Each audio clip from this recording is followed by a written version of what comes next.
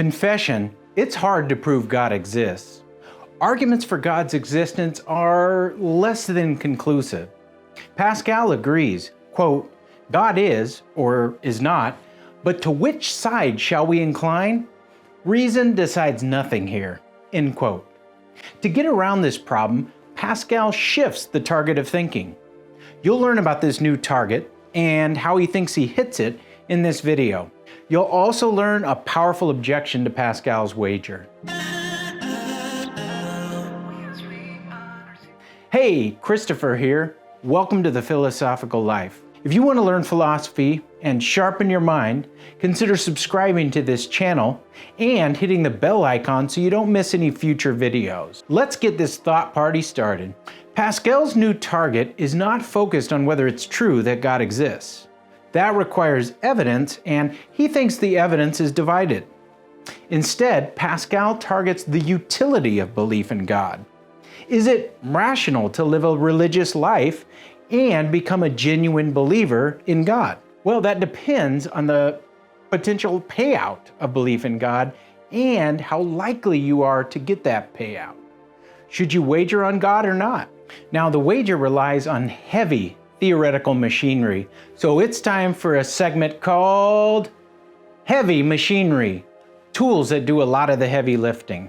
Pascal was ahead of the game. His wager relies on a now standard theory of rational choice called decision theory. To see how decision theory works, let's imagine I've decided to take a vacation to a ski resort.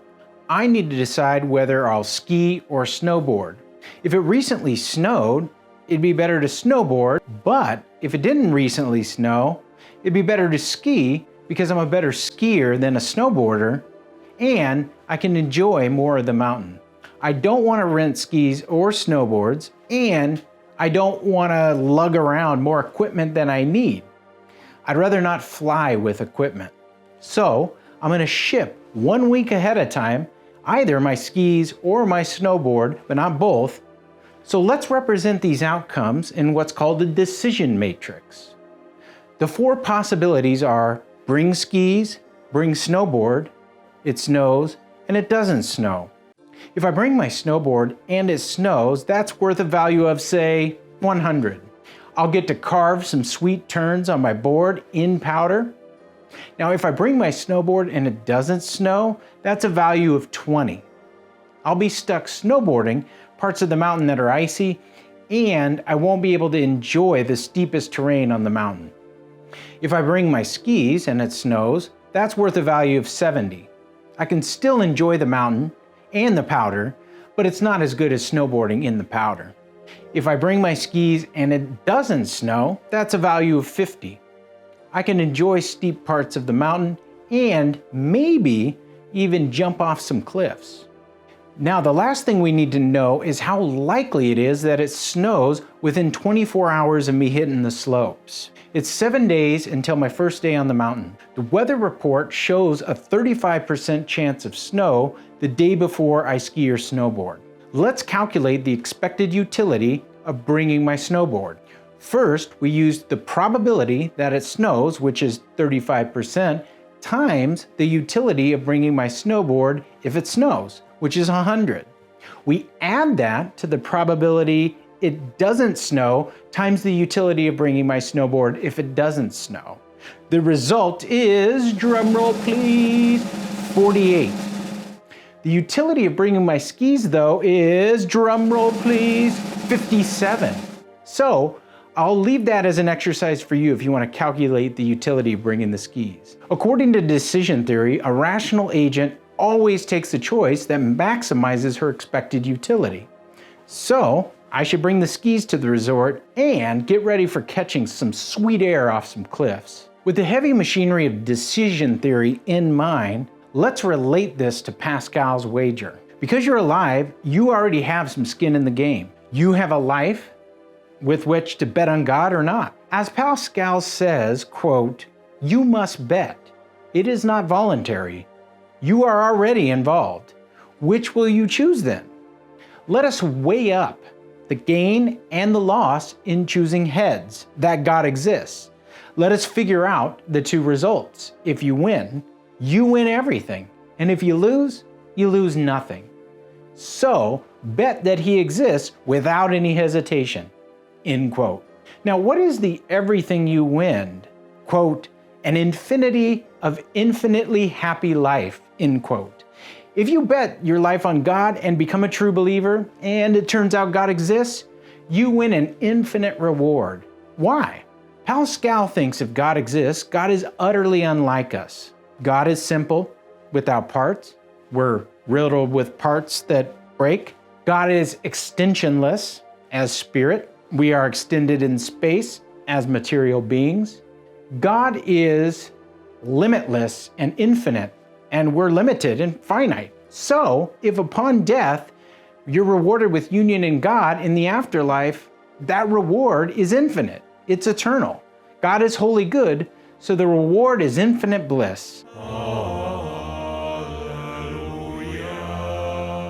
An infinity of infinite amounts of happiness. That's one heck of a payout. We can represent it with the infinity symbol. What if you choose to believe in God and God doesn't exist? You lose a finite reward. You could have engaged in a whole lot more, say, sex, drugs, and rock and roll. Not wasted your time doing boring religious stuff. What if you don't believe in God and God does exist? Well, it depends on your view of the afterlife. The wager works either way. There's either a finite loss or an infinite loss. Either you miss out on believing true things and living in light of them, or you're punished by God with hell. You experience ceaseless torture for eternity. The disutility is a minor finite loss or a major infinite loss. If you believe in God and God doesn't exist, the rewards are finite. And if you don't believe in God and God doesn't exist, the rewards are likewise finite. What about the probabilities? Now, mathematically, infinity is a funny thing. Contemporary math allows for different sizes of infinities. This comes from the work of George Cantor and others. He developed a way of doing math with transfinite numbers. You can have bigger and smaller infinity. When Pascal wrote The Wager, such a system of math wasn't around. So, the infinite number involved in the wager is governed by two assumptions, which Gideon Rosen et al. Explain as follows, quote, for a finite number n plus infinity equals infinity, and for a positive number n between 0 and 1, n times infinity equals infinity. Now, as long as the probability that God exists is non-zero, the wager works out. Now, Pascal assumed it was 50-50 that God exists, but any positive number of probability multiplied by infinity results in infinity. This is the power of the wager. If you think it's even remotely possible that God exists, then the wager makes it rational to bet everything on belief in God. But wait, I can't just decide to believe in God to potentially get an infinite payout upon death. I'm not free to believe in that way. It's a common objection. This is why Pascal commends you to take religious action. It's the fake it till you make it view of religious belief. Additionally, as a deep insight into human psychology, Pascal thinks people resist the reasoning of the wager due to their emotions, what he calls their passions. You simply don't want to believe because you want to live how you want to live. And you know that if you did come to believe in God, things in your life might change, and you might lose friends or experience cognitive dissonance and discomfort. Pascal responds to such an objection from the inability to freely bring about genuine belief in God by the following, quote, you want to cure yourself of unbelief and you ask for remedies. Learn from those who were tied like you and who now wager all they possess. Follow them and begin to act as they did, by acting as if they believed, by taking holy water, by having masses said, and so on. In the natural course of events, this itself will make you believe. This will tame you. But that's just what I fear. Why?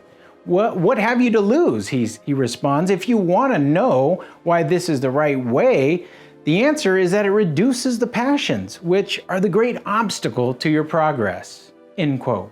Now, there are several objections to Pascal's wager. One of the biggest is the many gods objection.